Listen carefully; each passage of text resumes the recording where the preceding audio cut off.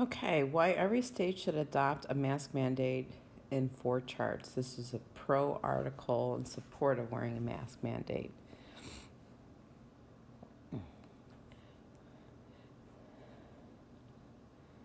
The latest research suggests mask mandate help control the spread of COVID-19.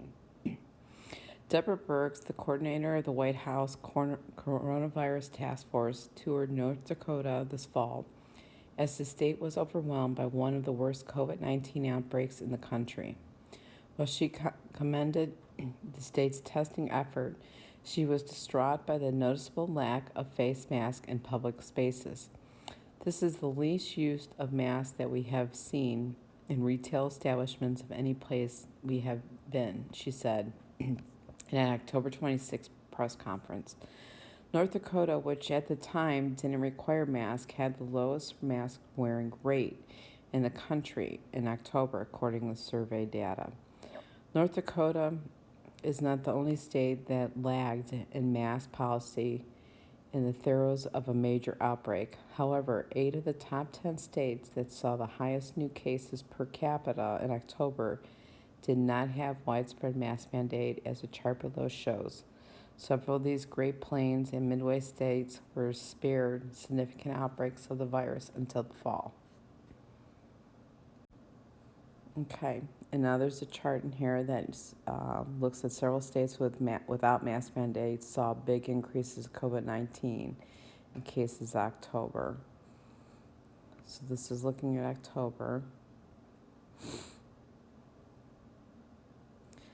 But the dramatic surge of COVID-19 across the country this fall and winter has forced some states to change course.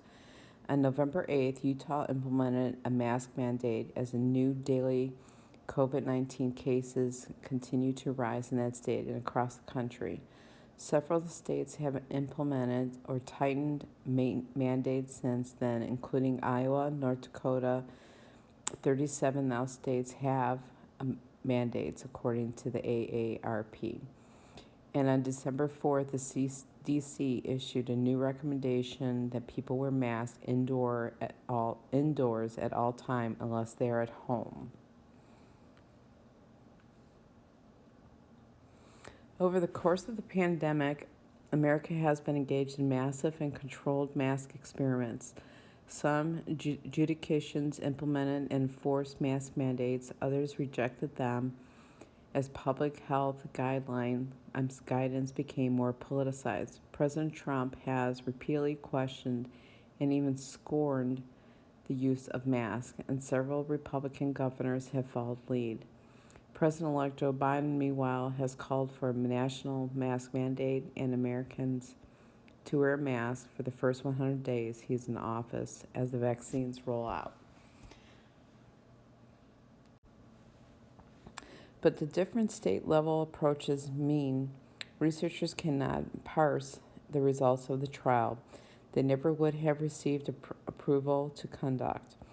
New research from Kansas and Tennessee suggests not only do mask mandates prevent COVID-19 spread, they may also blunt the severity of illness and reduce the number of serious cases that require hospitalization. Other findings support the argument more and more public health experts are making that masks remain among the cheapest, most effective tools to control the pandemic if worn correctly. Okay, so looking at if you want to look at some positive evidence to support, starting right here, new research suggests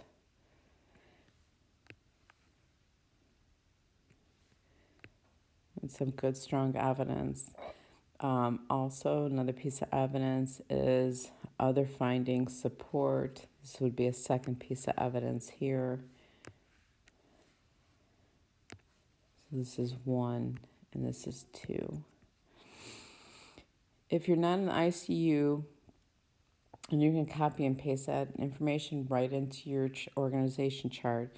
If you're not in the ICU, the only tools that are at disposal that we know work are the tried and true public health measures like social distancing, hand washing, and masks.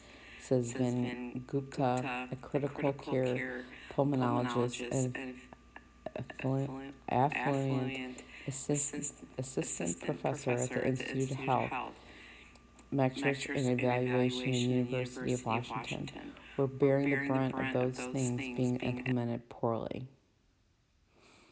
You're less likely to get COVID-19 if you're wearing a mask, says Donna Ginther, an economist and director of the Institute of Policy and Social Research at the University of Kansas. And even if you get sick while wearing a mask, you're less likely to get deathly ill. So there's another strong piece of evidence to support reason for wearing a mask.